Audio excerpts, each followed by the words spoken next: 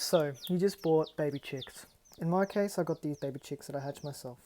But it's a mess and it's had 30 chickens in it before, and you don't want that.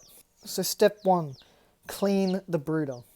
Get any possible diseases or anything that could be in there, get it out. Just clean it, start from scratch.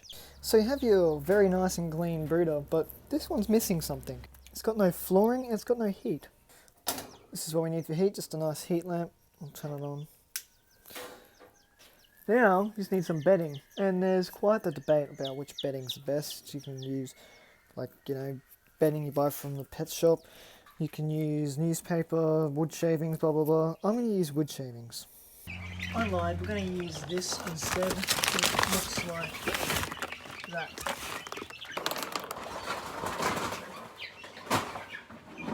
The secret is you don't want to use too much, otherwise you'll just end up all in your water. Another epic tip is to use an egg carton to put your water on, like that, so the chickens can actually drink it. Depends how old they are. If they're really small, don't do that. Next, get a chicken, first one you want to do, and put it in the brooder. Mine are a little bit too young to have on the egg carton just yet. I'll just dip his head in the water, and you'll see them drink it. Now just put all the chickens in the brooder.